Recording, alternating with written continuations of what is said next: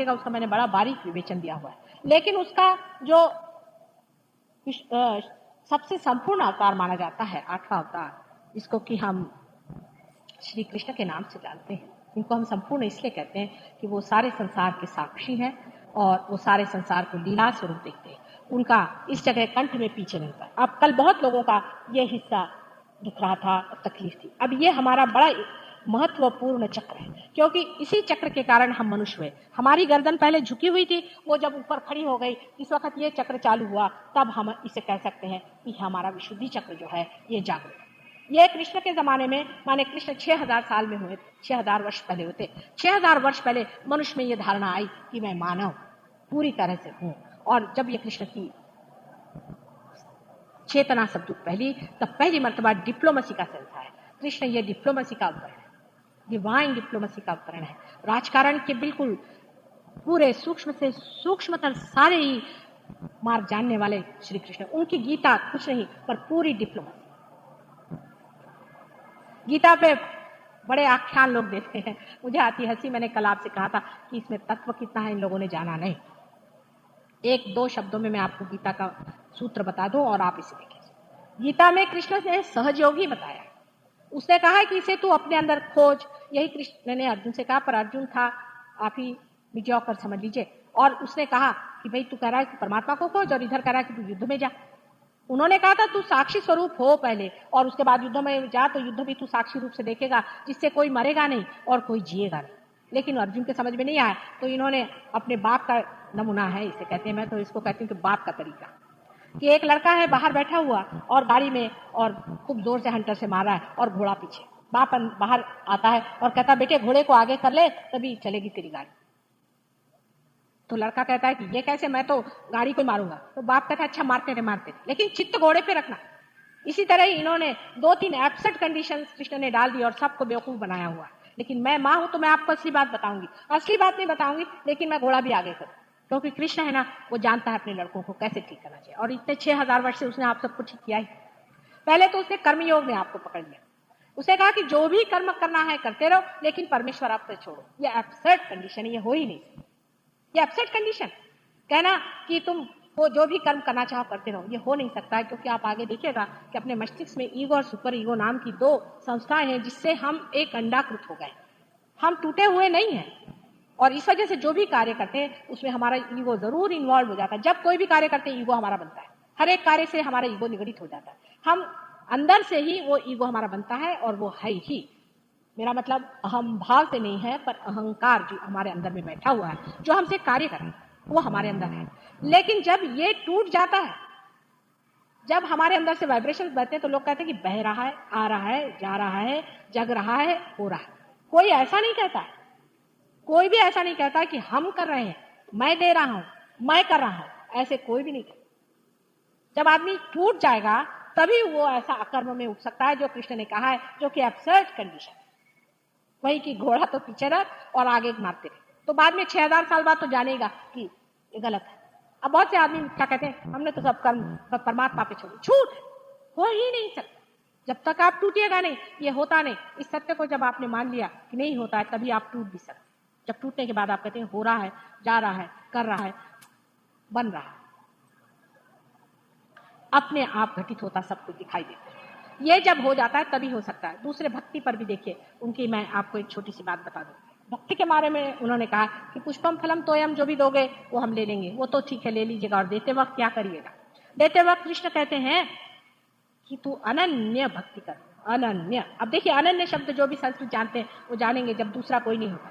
माने जब आप पार हो गए, जब आप बूंद, आपकी बूंद सागर में मिल गई, तब भक्ति कर, अनन्य भक्ति कर। अब एब्सर्ड कंडीशन देखिए कैसी जोड़ दी उन्होंने। अब इसका सूत्रपात हमें नहीं लग पाता, बड़े बड़े लेक्चर्स देने से नहीं होता। यही है क्योंकि कृष्ण जानता था कि बगैर डिप्लोमेसी के ये मनुष्य की जो उल्टी बिठाई हुई खोपड़ी पता नहीं कब बैठी थी, वो कब ठीक। लेकिन मैं तो मां हूं, मैं आपसे बताऊंगी नहीं बेटे, झूठ है। पार हुए बगैर कोई काम नहीं होना, पहले पार हो ले। तेरे साथ मैं भी मेहनत करने को तैयार हूं। जब तक तू पार नहीं होगा मैं तेरे साथ लगी रहूंगी, लेकिन तू पार हो जा, क्योंकि एक मां है। कृष्ण का स्थान हमारे विशुद्धि चक्र, और विशुद्धि चक्र से ही ईगो और सुपर ईगो दोनों ही संस्थाएं यहां तक आती हैं। और उसके बीचों बीच यहाँ पर जिसको कहना चाहिए कि आज्ञा चक्र महाविष्णु का स्थान है और महाविष्णु का वर्णन हमारे यहाँ देवी भागवत में बड़ा सुंदर किया गया है। महाविष्णु का अवतरण इस संसार में हुआ है जो कि जीसस क्राइस्ट के नाम से संसार में, और उसका सबसे बड़ा मुख्य तत्व है क्षमा। जीसस क्राइस्ट कोई मानव नहीं, उसने कृष्ण की जो बात है, कृष्ण जिसे कहते हैं, कृष्ण शब्द कृष्ण से आया है। कृष्ण का मतलब होता है कृषि करने वाला। राम इस सारे संसार में चल के गए, उन्होंने जमीन को पावन कर दिया। कृष्ण ने आकर के यहाँ कृषि की, यहाँ पर उसने बीज डाला। उन्होंने अपने गोकुल के उसमें जो रास रचाया, ये सब सहयोग का उन्होंने बीज डाला। और कृष्ण का नाम कृष्ण के तरह से जिसने दिया, जो उसकी माँ थी मेरी, दूसरी तीसरी कोई नहीं थी, पर स्वयं राधा जी। इसका वर्णन आप चाहें तो आप लोग देवी महात्मा में पढ़ सकते हैं, जो मार्कंडेय स्वामी ने लिखा। मार्कंडेय जैसा मार्मिक और मार्कंडेय जैसा सूक्ष्म दृष्टि वाला तो दूसरा बेटा ही मिलना मुश्किल है। दूसरा उसके मुकाबले में हमारे शंकराचार्य, वो भी क्या कमाल के, पर वो इतने अभिभूत है माँ पर कि वो माँ के ही वर्णन में, लेकिन कमाल का वो भी, मैं तो आश्चर्य करती हूँ कि एक एक हाँ हूँ कि सब चीजों का उन्होंने ऐसा वर्णन करके रखा कि मैं स्वयं ही आश्चर्यचकित हूँ कि ये सब इन्होंने कैसे जाने। इन दो महान लोगों की बहुत ही बड़ी चीज है, मार्कंडेय स्वामी और श्री शंकराचार्य। और ये भी अवतरण ही जो हसन और हुसैन नाम से बाद में आए और जो बुद्ध और महावीर के नाम से रहे, वही एक ही अवतरण इन तीनों चीजों में। ये सारा इंटीग्रेशन आज आपको मैं समझा रही हूँ और बता रही हूँ, क्योंकि आज आप हॉल में बैठे और मेरी बात सुन रहे हैं। ईसा मसीह के जमाने में तो 3 साल के अंदर के में पकड़ करके आप ही जैसे इंटेलेक्चुअल्स ने उसको फांसी दिया था। आज मुझे कोई फांसी नहीं देगा, इतना मैं जानती हूँ। हालांकि काफी मुझे परेशान लोग करते हैं, उसका कोई हर्ष नहीं, और फांसी भी दे दें तो मैं देखती हूँ कि अब मुझे कौन फांसी देता। ईसा मसीह ने अपने क्रूस से अपने माँ से एक बात पूछी थी, mother where is your son, और फिर मुंह मोड़ के उसने भगवान से पूछा वेयर इज माई मदर। ये बड़ा भारी उनका सेंटेंस है। और बहुत बार आप लोगों को जब आज्ञा चक्र की पकड़ होती तब ख्रिस्त से मुझे पूछना पड़ता है। तो बड़ी सूक्ष्म चीज, बड़ी सूक्ष्म संवेदना है। उस वक्त में वो एक खेल खेल गए, एक नाटक खेल गए, और उसी में उन्होंने कृष्ण की बात तय की और समझाया कि नैनम छिदन्ति शस्त्राणि नैनम दहति पावका, शरीर वो उठ करके रेजरेक्शन। जब तक उनका रेजरेक्शन नहीं हुआ था, उनके शिष्य लोगों ने मार जान आफत कर 2500 बीमारों को लेके आए, इसको ठीक कर उसको ठीक कर, कोई उनकी कोई बात नहीं मानता। जब उनका रेजरेक्शन होते देखा तो अवाक रह गए कि ये कैसा शरीर उठ करके चले, क्योंकि उनका शरीर स्वयं साक्षात प्रणव से बना है और वो गणेश जी का ही अवतार। किसी के बाप के ईसा मसीह नहीं थे जो कि हम कहें कि हम ही बड़े ईसाई बने हैं, और किसी के बाप के गणेश जी भी नहीं है। जब तक आप गणेश जी के नहीं हैं, आपका गणेश जी से कोई संबंध नहीं। और अगर आप गणेश जी के हैं तो श्री कृष्ण भी आप ही के साथ हैं और सभी आपके साथ हैं, क्योंकि those who are not against me are with. सब एक ही संस्था में, सातों की सातों संस्थाएं आपके साथ खड़ी हुई। इसके अलावा इन 2 चक्रों पे खड़े हुए हनुमान जी, दो नाड़ियों पे खड़े हुए हनुमान जी और भैरवनाथ जी भी आपकी मदद करते हैं। उसके ऊपर आप देखिए कि आज्ञा चक्र पे मैंने आपको महाविष्णु का अवतरण बताया, ईसा मसीह। ये एक विशेष रूप से बनाए गए थे, और इनको ये जो पिता की बात हमेशा कहते हैं, ये कृष्ण ही की बात है, कृष्ण के लिए ही पिता पिता कहते हैं। उनका नाम जीसस भी यशोदा से हुआ है, क्योंकि राधानी जी ने सोचा कि यशोदा जी के बारे में कहीं भी कुछ कहा नहीं गया, इसलिए उनका नाम उन्होंने जीसस, यशोदा, येसु, जेसु, जैसे हम लोग यशोदा को भी जेसु कहते हैं। कुछ देशों में युगोस्लाविया में जुगोस्लाविया कहते हैं। इस तरह से येसु और जेसु होता है। इस तरह उनका नाम उन्होंने येसु ही रखा था, लेकिन उसको जेसु, गोकुल में यशोदा को जसोदा ही कहते हैं, इसलिए उनका नाम जेसु, जीसस है। जीसस हमारे ही अपने कृष्ण के इकलौते एक बेटे, जो राधा जी ने वैकुंठ में उनको पैदा किया था, एक अंडर रूप से, एक विशेष रूप से, और उनको विशेष रूप से श्री कृष्ण ने एक बड़ा भारी वरदान दिया था कि मेरे अर्पित जो कुछ भी होगा उसका 16वां हिस्सा बेटे मैं तुम्हारे लिए निछावर करता हूं, और तुम मेरे से ऊपर प्लेस्ड होगे और सारा संसार तुमको आश्रय मारे। और ये लोग क्रिश्चियन बनाने जो निकले, इनके बाप दादे और परदादे भी कभी नहीं समझ सकते कि ईसा मसीह कौन था।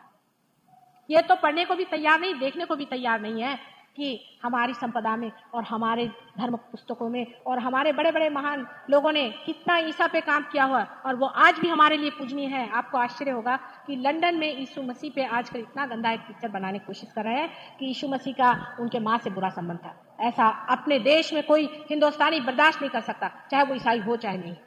ये कैसे? वहां बर्दाश्त हो सकता है, अमेरिकन देख सकते हैं, इंग्लिश देख सकते हैं, जर्मन देख सकते हैं, लेकिन हिंदुस्तानी एक भी आदमी ऐसे पिक्चर में नहीं जाएगा और सारा देश खिलाफ खड़ा हो जाएगा। हालांकि हम लोग कोई ईसाई नहीं, यह हमारे देश की पवित्रता की भावना है और इन्हीं छोटी छोटी बातों से हम लोग बंधे हुए हैं। अभी मेरे शिष्य आए हुए हैं लंदन से, वो कहते हैं आप लोग कितनी छोटी छोटी चीजों पे चलते हैं, आपके यहाँ कितना प्रोटोकॉल चलता है, आपके यहाँ किस तरह से किसी को बहन मान लिया। अभी कोई हमारे पड़ोसी थे तो मैंने कहा ये मेरे दामाद के बड़े भाई हैं। उनका इनके तो बड़े भाई हैं क्या, आप तो कह रहे थे वो एक ही लड़का। मैंने कहा वैसे हमारे यहाँ कहा जाता है, उनकी ये समझ भी नहीं आता हमारे छोटे भाई बहन कैसे तरह से हमारी सोसाइटी बनी हुई है, किस तरह से हमारा समाज सुंदरता से बना हो। इसको तोड़ो, इसको खत्म करो। उनसे सीखने का कुछ नहीं, मैं आपसे बताती हूँ, उनसे कुछ भी सीखने का।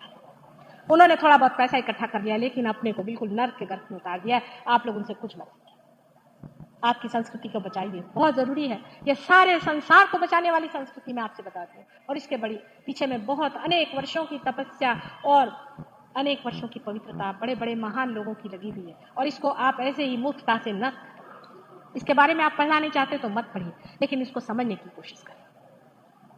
इसके ऊपर में आप जो सबसे ऊंचा संस्कार है जिसको कि तोड़ा जाता है, इसमें कलकी का अवतरण है जो कि कलेक्टिव कॉन्शियसनेस को लाता है, जो कि सारी समग्रता को लाता है और सारा के सारा पूरा संसार का जो भी नक्शा है उसको एक सूत्र में बांधता है। वो ऊपर में कलकी का अवतरण है। सबसे ऊंचा यहाँ पर स्थान मैंने आपसे कहा था सदाशिव का होता है। जब ये चक्र खुल जाता है तब सदाशिव का चक्र वो खुल जाने की वजह से और वहां से एक छोटी सी नाड़ी जो कि हृदय पे उतरती है, वहां पर सर्वव्यापी जो सूक्ष्म शक्ति है वो उसमें से गुजर करके और इसमें आ जाती है। आपको समझाना हो तो ऐसे समझ लें कि अगर आप यहाँ पर बैठे हुए हैं तो यहाँ हर तरह का चित्र है और हर तरह का गाना चल रहा है, लेकिन आपको सुनाई नहीं दे रहा। आप अगर यहाँ रेडियो लगा दें तो आप गाना सुन सकते हैं, आप टेलीविजन लगा दीजिए तो आप देख सकते हैं, लेकिन सब चीज सूक्ष्म में फैली हुई आपको नहीं मिलता। उस सूक्ष्म को पकड़ने वाली शक्ति जब आपके पास हो जाएगी तभी आप उसे पकड़ सकते हैं। अब सिर्फ आपको करना इतना है कि इस चीज को आप पालें। इसको क्रिटिसाइज करने से और अपनी अकल पघाने से कुछ नहीं होने वाला। ऐसे बड़े अकलमंद और अतिशाने जिसको कहते हैं दुनिया में बहुत हो गए, उनमें से आपको नहीं होना है। आज ही एक साहब से मैंने बताया कि एक वो कोल्हापुर में एक गधे जी है, वो मेरे पीछे पड़ गए, मेरी जान को लगे, मैं क्या करूं। उनका माता जी हर एक संतों का ऐसे हर एक संत के पीछे में कुछ न कुछ 1000 तो ऐसे ही दुष्ट पैदा हुए हैं और ढोंगी लोग पैदा हुए हैं और उनके साथ में और हजारों लोग उसके पीछे पड़े, उसके जान को लगे। मैंने कहा चलो मेरे को तो आज के लिए मच्छरों जैसे लगते हैं, उससे ज्यादा उसका महत्व नहीं, लेकिन आप लोग कम से कम समझदारी रखें, क्योंकि मेरे लिए और कुछ नहीं, मेरे लिए सिर्फ यह है कि मेरे बच्चे मेरे जो कुछ आज गिरी कंदरों में अनेक वर्षों से हजारों वर्षों से खोज रहे थे वो आज यहाँ बैठे हुए हैं, वो इसे प्राप्त करें। मेरे पति कभी कहते हैं कि तुम ये सब क्या कर रही हो, इतनी क्यों मेहनत करती हो, तो मैं कहती हूँ मैं संतों की सेवा कर रही हूँ। तो कहते हैं मुझे तो कोई संत नहीं दिखाई देता। तो मैंने कहा ये आजकल मॉडर्न टाइम्स है तो सब सूट बूट पहन के आते हैं, लेकिन है संत। अगर संत नहीं होते तो मेरे दरवाजे क्यों आते, ये संत ही है। और इसीलिए मैं अपने को बड़ी भाग्यशाली नहीं समझती हूँ कि इतने संत हैं। और आपसे सच बताऊं, मैं अपने से इस वक्त बहुत संतुष्ट हूँ कि कभी भी किसी भी जन्म में अनेक अवतरण में मैंने कभी भी इतना कार्य नहीं किया और कभी भी इतने लोग पार नहीं मेरे हाथ से। क्राइस्ट के भी कोई भी डिसाइपल्स एक भी पार नहीं था और हर तरह कोशिश करने से भी बहुत लोग कम पार होते थे। आज ऐसा बड़ा सुंदर समय है कि जब इतने लोग हाथ से पार हो रहे हैं। सिर्फ जरा सा आप इसमें जम के बैठिए, इसमें थोड़ी बैठक चाहिए। आप जानते हैं संगीत के लिए भी बैठक चाहिए, फिर परमात्मा का संगीत सुनने के लिए तो थोड़ी सी बैठक चाहिए। आप ही को आनंद आएगा, आप ही को सुख आएगा, आप ही से पाएंगे। कल बहुत गड़बड़ सड़बड़ हो गई, किसी को मैं ठीक से पार नहीं कर पाई। इतने लोग आए हैं, ये कुछ नए तरीका अनुभव है। मैं ये चाह रही थी कि आप लोग मेरी तरफ हाथ करके बैठें। आप में से हो सकता है कोई अगर बैठे हों तो पा लिया होगा। थोड़ा जूता उता उतार लें, देखते हैं, थोड़ी देर बैठिए और उसके बाद अगर बन पड़ा तो मैं स्वयं ही आती हूँ। आप लोगों को सबको एक एक देखती हूँ मैं और सबको आप अपनी